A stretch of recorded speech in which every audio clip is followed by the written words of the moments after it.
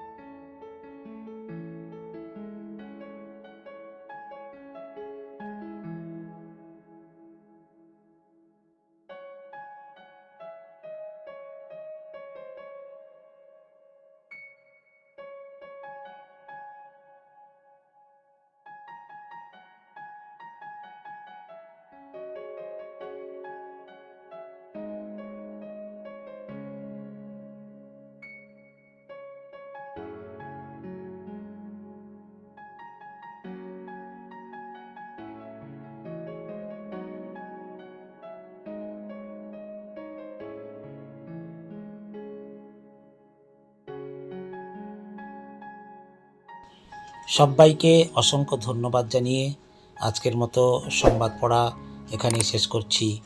নমস্কার।